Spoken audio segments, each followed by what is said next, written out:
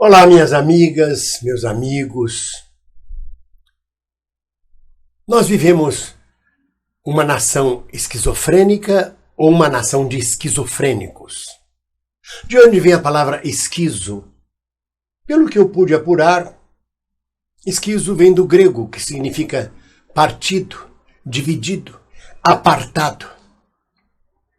E é uma situação que vive a nação brasileira nesse momento, uma situação esquizoide, digamos assim.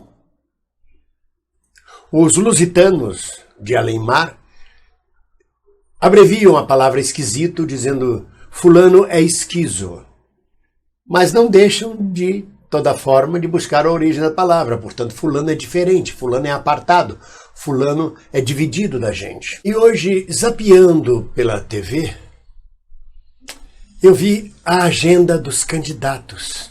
É estranhíssimo porque é um país dividido ao meio. É um país onde metade do eleitorado tem um líder que está na cadeia e não pode fazer campanha, mas é o preferido da maioria do eleitorado votante, que quer ele para presidente. Então, enquanto ele segue preso numa cela da Polícia Federal, ou numa sala, como quiserem, no sul do país, diversos candidatos legítimos, autorizados pelo Tribunal Eleitoral, estão em campanha por um outro Brasil, através de um outro país, falando uma linguagem como se estivéssemos todos dentro da normalidade. A sensação de um país dividido de duas nações, uma nação de coxinhas e uma nação de mortadelas, é uma sensação terrível. É uma sensação de alienação da realidade. Uma parte do Brasil está em desobediência civil, apoiando um candidato a quem é negada a existência sequer e que está na cadeia. E outra parte apoiando candidatos que caminham para uma eleição sem nenhum significado, porque ela não é legitimada pela totalidade da nacionalidade. É uma divisão claríssima. É uma cabeça partida ao meio. É uma nação dividida. Eu não sei como vai se resolver esta divisão. Na maioria das vezes, em casos de esquizofrenia, não há cura. E a vida é encurtada. Mas me dá a absoluta sensação de que vivemos um caso de esquizofrenia nacional. Entre os vários sintomas que justificam eu dizer que é uma nação esquizofrênica, um dos sintomas da esquizofrenia é o sintoma da ilusão. A pessoa pensa que está vivendo uma realidade, quando a realidade, na verdade, é outra. Só nisso a nação brasileira a gente não precisa nem pensar. Qual é o Brasil verdadeiro? Aquele dos 63 milhões de desempregados sem carteira assinada, de trabalhadores informais? Ou aquele de 1% que vive em condomínios de luxo, que vive até fora do país? São dois Brasis diferentes, completamente diferentes, divididos. Qual é o Brasil? Aquele dos trabalhadores que ainda restam, que saem todos os dias no mesmo horário, em conduções apertadas, para ir trabalhar 8, 10, 14 horas por dia? Ou aqueles que ficam em casa esperando a bolsa abrir para especular financeiramente com o capital e apenas com o capital?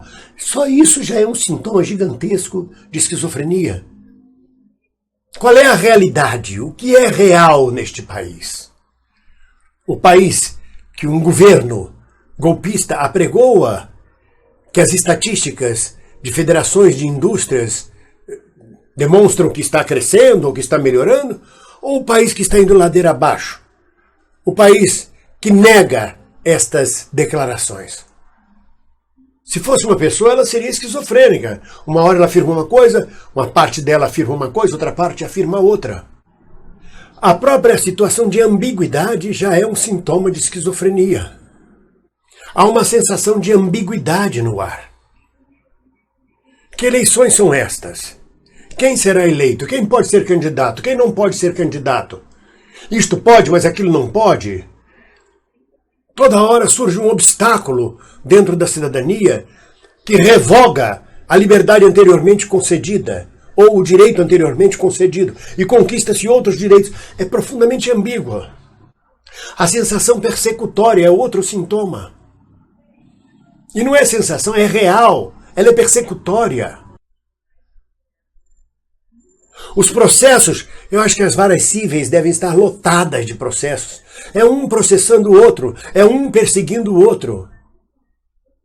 Os canais de YouTube, onde se expressam opiniões, as pessoas entram desesperadas para negar, para combater, para desdizer o que é dito. O que é dito é desdito logo depois. Persegue-se a fala do outro até a exaustão. Neste processo eleitoral, em que esta nação esquizofrênica mergulha,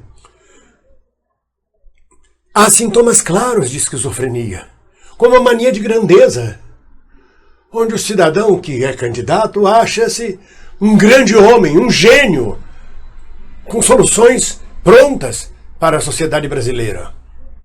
Os candidatos manifestam outro sintoma da sociedade brasileira, que é o pensamento desordenado, que é um dos sintomas da esquizofrenia. Uma hora um candidato diz uma coisa e logo depois ele diz, não foi isso que eu quis dizer foi outra coisa. Eu não sei bem. Teve um que é candidato ao governo de São Paulo, que disse sim, não, sim. No debate da Rede TV, não, sim, não sei. Isso é um sintoma claro de esquizofrenia. Uma sociedade dividida, uma nação dividida, apartada. Um país que é um continente e cada região está pensando de uma forma. Me lembra aquela figura dos dois burros, cada um querendo puxar o outro para um lado para poder comer capim, e nenhum dos dois come o capim. É estranhíssimo. É como se, por exemplo, o candidato a presidente que está na cadeia não existisse como ser humano, não existe como pessoa, ele não existe. Os órgãos de comunicação não falam dele, ele não faz campanha, ele não existe.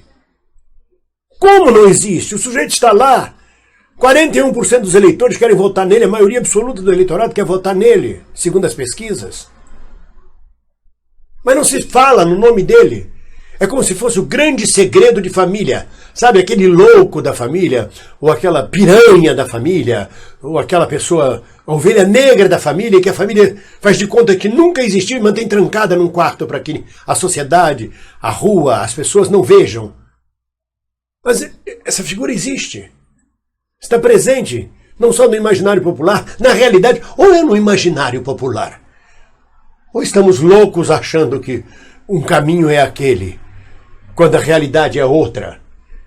A mídia nos apresenta uma realidade completamente diferente, o que não inclui o monstro que está preso em Curitiba, trancado no quarto, o monstro familiar.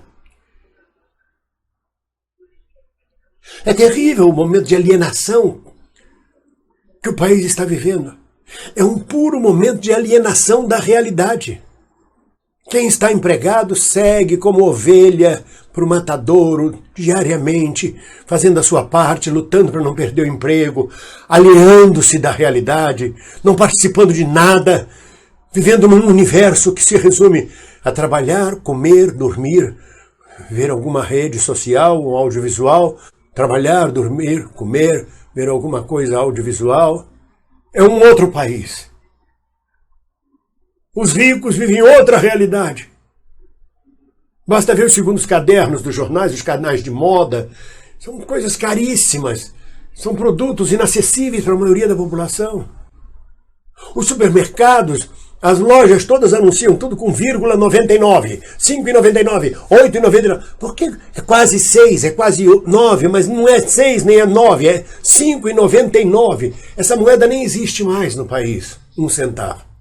Mas ela continua sendo apregoada. Só isso já é motivo de loucura. É 5,99 ou 6?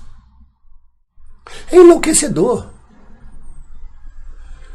Outro sintoma de esquizofrenia é quando o sujeito se acha o salvador, o eleito, o que pode resolver todos os problemas. Mesmo que ele não saiba nada sobre economia, sobre sociedade, sobre sociologia, sobre história, sobre perspectivas econômicas, sobre perspectivas sociais, nada. Mas ele acha que basta ele fazer assim, como aquela frase, é só tirar a Dilma que no dia seguinte tudo melhora. Isso já é um sintoma de esquizofrenia. Um outro sintoma de esquizofrenia é de pessoas que acham que falam com Deus, que Deus fala com elas, que ela vê Jesus, ela é íntima de Jesus. E em nome do Jesus, ela quer governar o país, a nação.